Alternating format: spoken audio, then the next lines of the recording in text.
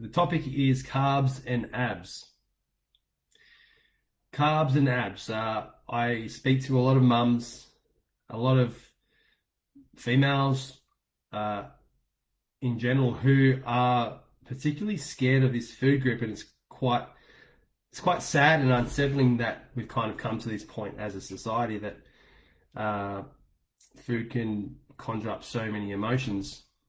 And what I wanted to do today is break down some of that resistance against eating this type of food, because there's two camps that you'll fall into. There's the carb phobic camp, where you don't touch carbs, you avoid them in every way possible. You buy organic where you can, thinking that that's going to make them better. You do all of this stuff to work around it. You replace normal sugar with dates, or you do all this, as I said, stuff that tries to avoid the fact of just eating carbs. And then there's the other camp that you'll be in, where you just don't give a, and you just eat them, and you tell yourself that you could never get into shape or be in shape because you just love them too much. So I want to show you and give you a way that you can love them, enjoy them, and get into the best possible shape. Not only shape, but get into the best possible health, have the best possible energy as well. Because see, the thing is with carbohydrates, whilst they get a bad rap, and whilst you may have heard things such as they aren't essential, your body doesn't need them, your body can make them from other foods or whatever you've kind of heard that goes around, the undeniable fact is carbs are absolutely delicious, and they fill you up, they make you feel satisfied if they are consumed in the right way. Okay, if you don't consume in the right way, well, then they can have the opposite effect. They can make you feel more hungry, they can make you absolutely ravenous, right? And they can make you feel tired, lethargic, and so forth. I'm going to take you through three steps to make carbs work for you, and to give you the opportunity to reduce your tummy fat. Because the thing is when you're utilizing carbohydrates correctly, when you're consuming them and you're doing that in the right way, the fat melts away from your tummy. If you think of your body as having two types of fats, you've got the fat that accumulates around your stomach, and then you've got the fat that accumulates inside of the muscle. That's intramuscular fat. The fat that accumulates around your stomach is the most mobile fat, which means it's easily stored, but it's easily removed as well. I've seen people who have implemented a strategy of carbohydrate timing, and they've literally shed fat from their stomach in record time. Was it sustainable? That's a question for another day. How they did it, again, another question for another day. But what I want to do is I want to give you a framework that will allow you to start on that journey of using carbohydrates at the right time. Because at the end of the day, nothing that I say here, nothing that anybody says in any video is actually going to give you what you get from yourself when you're taught what to look for. So before we begin, I want you to understand that this is just information. The best information comes from experience, trial and error, and optimization. So the first strategy that I'll talk about is giving the carbohydrates that you eat home. Why? Because you're going to eat them, regardless of what you tell yourself, what somebody else says, or what that diet program plan says. Eventually, you will get to a point within now, in the next 10, 20, 30 years, within the next 10, 20, 30 weeks, within the next 10, 30, 20, 30 days, you're going to eat carbohydrates at some point, right? It's very hard to avoid carbohydrates. Even the diets that claim they are very low in carbohydrates, such as keto, still struggle to get the low amounts of carbohydrates in their diets because of just the fact that carbohydrates are everywhere. And it's not a bad thing, it's a good thing. Carbohydrates fuel your brain, your brain function. So the only fuel that your brain can actually function off is glucose. So your body can go the long way about getting glucose, or you can give your body what it needs. And whenever you give your body what it needs, you function a lot better. Okay, so carbohydrates are good for obviously brain function, but not only that, carbohydrates inside the muscle is what gives you that ability to explode, to have strength and power, and have agility and fitness, and all of that good stuff that you want from exercising comes from having carbohydrates in the muscle. So giving them a home is simply giving them a place where you can consume them and know that they're going to the right place, or they're being utilized in the right way. Eating them around the workout will help with that. Now, it's not an exact science. In fact, over the years, the exact science has become less exact.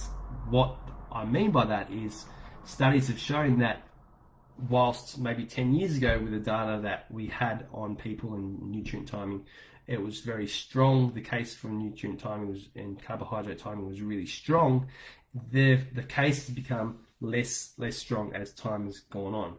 So you don't need to necessarily have carbohydrates before, after, an hour later, and then 2 hours after that. You don't need to have a structured set, specific routine that is scientifically validated to make this work for you. You just need to have some kind of structure.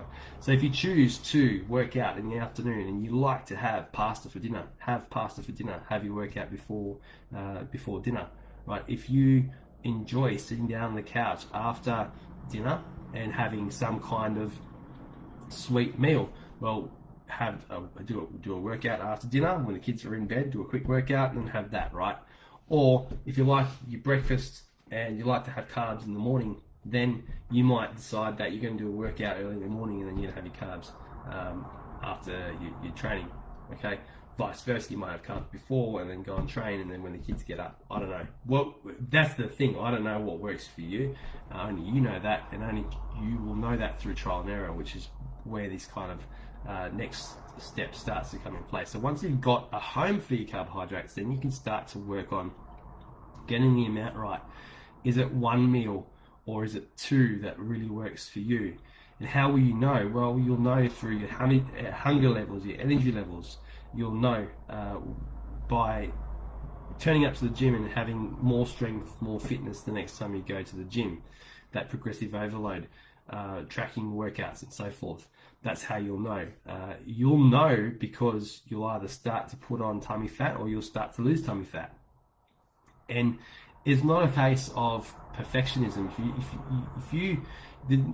There's not one guide out there. There's not one trainer, not one coach, not one nutritionist, not one scientist that can say, hey, you, Jane, who is 80 kilos, 5'6", or whatever your height might be, you might be a sedentary person who only gets exercise 3 or 4 hours a week. There's no one guide or structure or formula that can say, hey, you need this much carbs. You need 40 grams of carbs, or you need 1 cup of oats. No one can say that. Only you can find that out for yourself. If you start with 2 slices of toast after a workout, and then you start to see your body fat go up, then that's where you say, all right, well, 2 slices might be too much. Let's go back to 1. If you have your 2 slices and your body fat goes down, well, then you don't necessarily need to change much because it's working for you. You just change it when it stops working.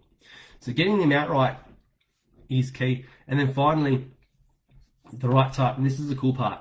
You don't get a body like Megan's. You don't get a body like that without recording data on yourself. You just don't. Megan had 2 years worth of data. So she had something like 57-day meal records complete. Think about that for a second. Think about that and ask yourself the question. If you had 50 pages worth of meal records you've recorded yourself, how much would you know about your body? You know a fair bit about your body, wouldn't you? More than any textbook would. And through that process, well, Megan figured out that there were certain carbohydrates that really worked for her body, and then there were carbohydrates that didn't work for her body. Some carbohydrates will make you bloat. Some carbohydrates will make you feel light and energetic. And as time goes on, that will shift and change, right? It's never set in stone, right? As your metabolism gets more efficient, well, your body works and deals with carbohydrates better. So over time, the more data that you get on yourself, the more accurate you're going to be able to make decisions and move forward. Now Megan's at a point where she doesn't have to do meal records, right? Because she's done the work, she's done the process. It's just like being good at your career. If you want to be good at your career, you've got to go through university. If you want to be good at maintaining your body, unfortunately, there's no university course, school course that you can do that gets you working really optimally inside of your body.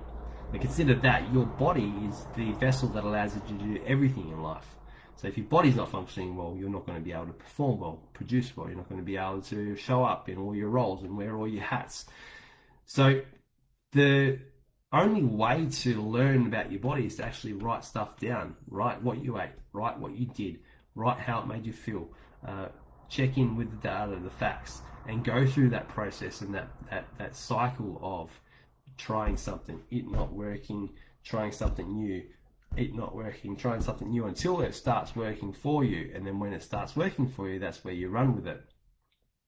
But for anything that has been successful in history, nothing has been successful without going through that cycle of failing and optimizing. And at the end of the day, that's what you need to do if you want to be able to have the lean, strong, energetic, healthy physique that you're here to get. So with that said, I'm going to leave you with that. Hopefully that was a valuable session.